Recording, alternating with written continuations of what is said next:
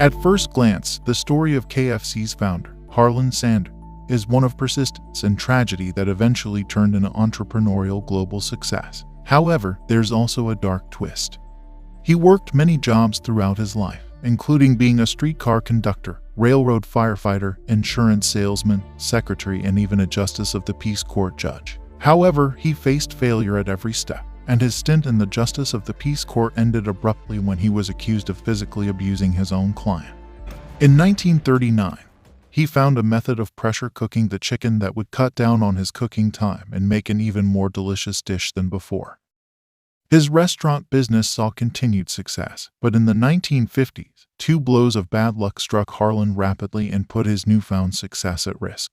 Despite these setbacks, Harlan was enterprising and ever hopeful. He decided to sell his secret recipe to franchise restaurants in return for a small fee. He demanded 4 cents for every chicken they sold using his recipe, and his friend Pete Harmon from Salt Lake City was the first one to take Harlan up on the offer. Pete's sales went through the roof since he began to serve chicken made with his friend's special recipe. Harlan had to always stay on the lookout for suitable franchise restaurants and would have to convince the restaurant owner to allow him to cook some chicken for the restaurant's employees.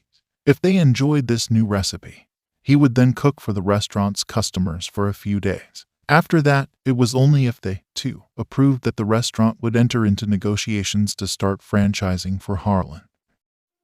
This arduous and, at times, humiliating process was tiring him out. Harlan still had no money and would live out of his car, surviving on meals thrifted from his friends. However, his persistence paid off, and the success of his franchise eventually came. By 1964, Harlan had franchised over 600 outlets and built a successful business selling chicken made using his recipe, but there was no KFC yet. John Y. Brown and Jack Massey, two young lawyers, noticed Harlan's growth and pressured him to sell his company. Despite Harlan's initial refusals, they eventually wore him down and he sold the company for $2 million, with the condition that they keep his recipes intact.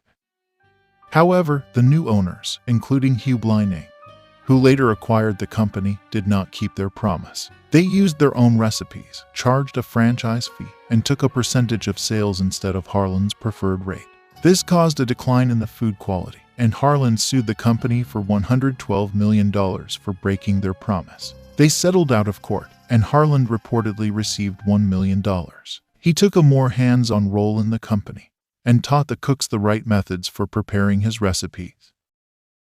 Colonel Sanders died in 1980. Almost 40 years later, in 2018, John Schnatter, the founder of Papa John's Pizza, found himself in hot water after he was accused of using a racial slur during a conference call. The incident caused a PR disaster for Papa John's, with Schnatter stepping down as the company's chairman and facing widespread backlash.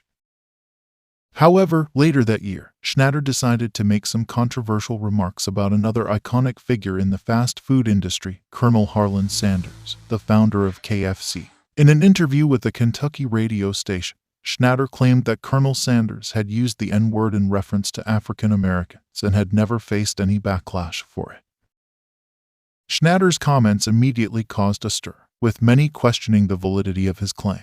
While it was true that Colonel Sanders had lived during a time of racial tension and segregation, there was no concrete evidence to support Schnatter's accusations. Moreover, many KFC fans and supporters were quick to defend Colonel Sanders, pointing out that he had built a successful business that welcomed people of all races and backgrounds. KFC's parent company, Yum Brands, also responded to Schnatter's comments, stating that they had no evidence to support his allegations and that they did not tolerate discrimination of any kind. They also pointed out that Colonel Sanders had passed away in 1980 and was not able to defend himself against such accusations. However, the controversy surrounding Schnatter's remarks did not die down quickly. Some individuals pointed out that his accusations seemed to be an attempt to deflect attention away from his own controversy and shift the spotlight onto another iconic figure in the fast food industry. So, was Colonel Sanders a racist? He wasn't. This American Life did a story on his life and his African-American assistant Ray Callender. Ray's own words, there wasn't a racist bone in his body. For that fact, he bent over backwards to make a change. If the perception of him being a racist was real, he wanted to overcome that. But the controversy surrounding him doesn't stop here. For decades, there has been an ongoing controversial discussion about the origins of the famous Kentucky Fried Chicken original recipe. The controversy is whether or not the recipe that made KFC founder Colonel Harlan David Sanders a wealthy billionaire was stolen from an African-American woman named Miss Childress. According to some sources, including the African Diaspora Facebook page, the claims are true. Miss Childress was, in fact, the woman behind the original KFC recipe. Not only did Colonel Sanders steal her recipe, he later tried to pay her $1,200 for it, and then the company went on to become a multi-billion global empire. Another unverified source says that Miss Childress died in poverty, which doesn't sound very far-fetched. The problem, however, is that there is no real solid evidence that proves any of this, but there is a pattern in history that reflects a similar narrative. In fact, there are quite a few accusations of white entrepreneurs and chefs taking recipes from African Americans without giving them the due credit. For example, it's been proven that the inventor of the Jack Daniels recipe was a former slave. Sadly, it's often very hard to prove because many blacks during those times were denied the right to learn to read and write. Because of this, they were not able to properly document their culinary practices and recipes nor understand legal documents pertaining to intellectual property.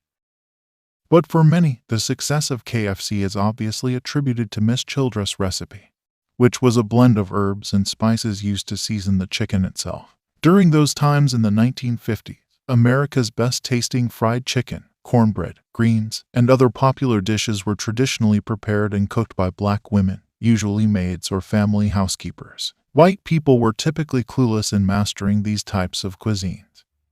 Though it ranks as one of the most popular fast food brands in the world, KFC has had its share of gross moments. It's a well-documented legacy, in fact. There are bound to be some nasty happenings from time to time when you operate over 25,000 locations worldwide.